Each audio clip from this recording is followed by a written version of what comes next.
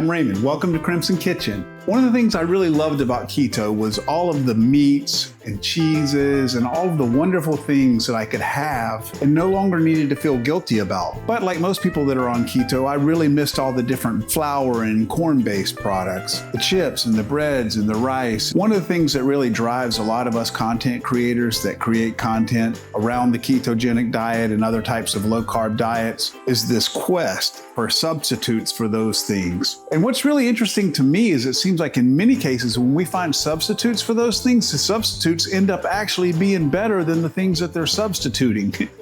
Well, I've got one for you today for which that just might be the case. I'm going to show you how to make some tortilla chips that fit in with ketogenic and low carb diets and are just fantastic. You don't need to be on a low carb or a ketogenic diet to love these tortilla chips. They're just really, really good. These can be used almost anywhere that traditional tortilla chips can be used. You can put nacho toppings on them. You can eat them with chili. They have a unique flavor about them and you really just have to try them in order to get it. So let's get it.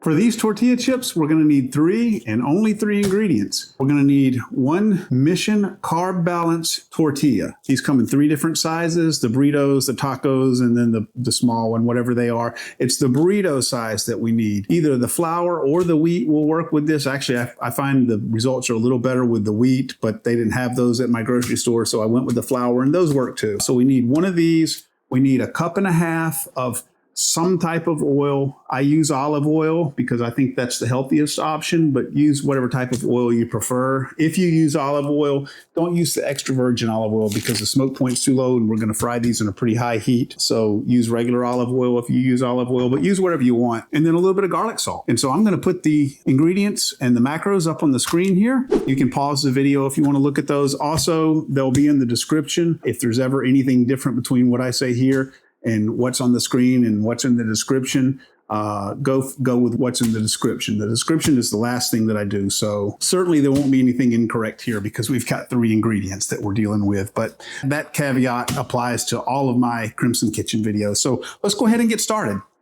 For this, we're going to want to use a 12-inch skillet. And that's important because those tortillas will fit perfectly in this 12-inch skillet. So let's add our oil.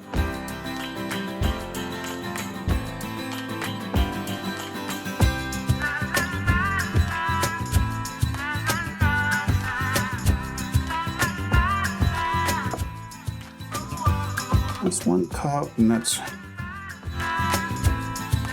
roughly another 1/2 cup. We don't have to be extremely precise here. All we want is enough oil to cover a nice flat tortilla. And honestly, I'll probably never actually measure that again. I usually just pour some oil in there and eyeball it and just make sure that I have enough oil to cover the tortilla.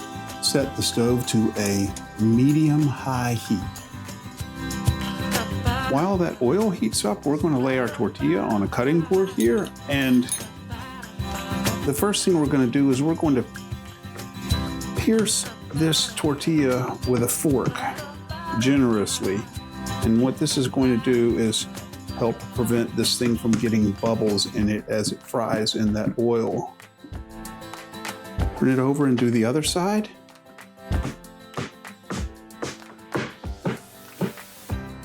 Then we're going to use a pizza cutter and we're going to cut this thing exactly like we would a pizza. We're going to make 4 cuts, cut it into 8 pieces. If you don't have a pizza cutter, you can use a knife here.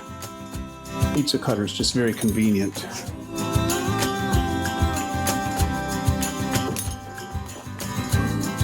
They don't have to be entirely even slices. I mean, this is not a science, it's more of an art. How many times have you gotten 2 Doritos that were exactly the same size and shape?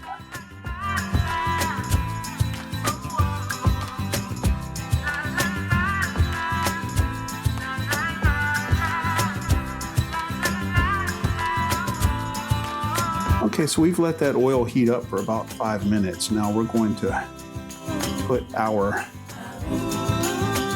tortilla into the pan and sort of reform the tortilla that we cut into slices by spreading them around the pan in a circular fashion like this. Okay, so if these bubbles start to form here like this, this will happen if you don't pierce it enough with a fork, and even if you do, sometimes it'll still happen.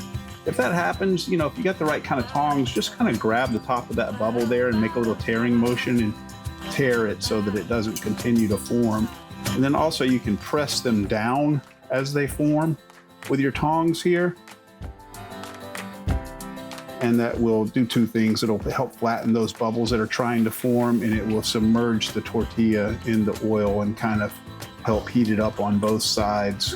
We're going to let these cook for about 3 minutes, and then we're going to check on them. Okay, it's been about 3 minutes, and I'm going to pick one of these up and look at the underside there. You see how that's a nice golden brown? That's what we want. That means it's time to turn these things. So we're going to use our tongs and we're going to turn these.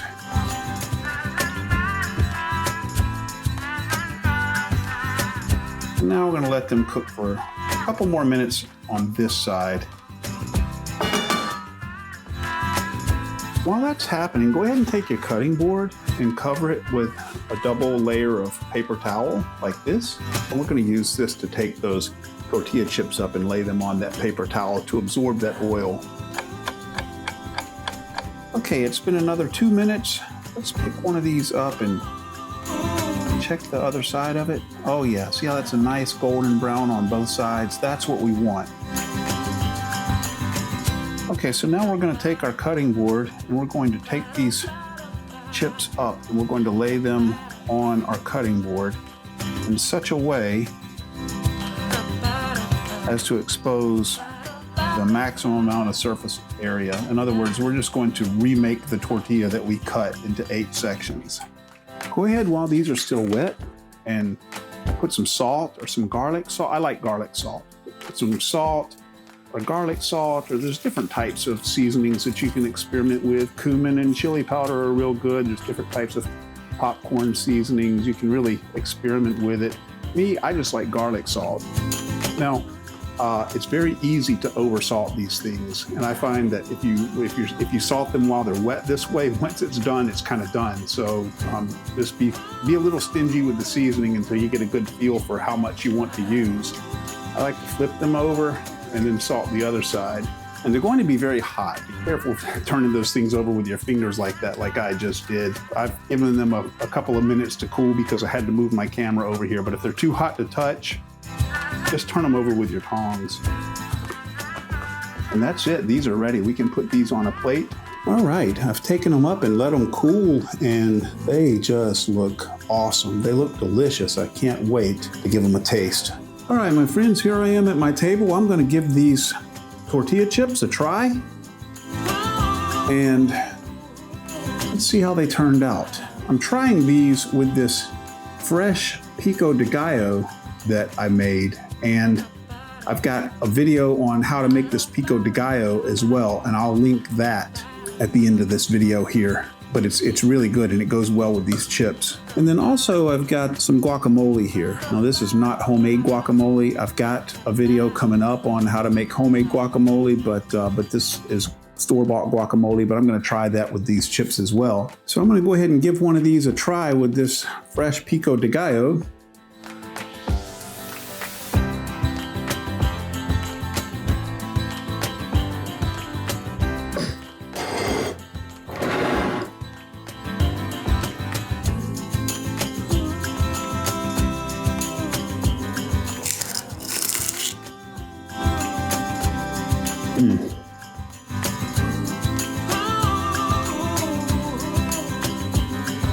Messy, but so delicious.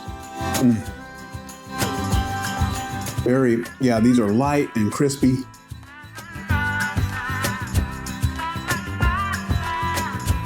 They have a little bit of they don't have that hard crunch that like Tostitos and things like that have. They're quite crispy, but they're also very light, and they have a little bit of flakiness about them. They have almost a little bit of little bit of a pie crust quality about them. I feel like that goes really well with the light crispiness of these things. They go well with chili, different types of soups, any kinds of toppings. I'm gonna try one with the guacamole here.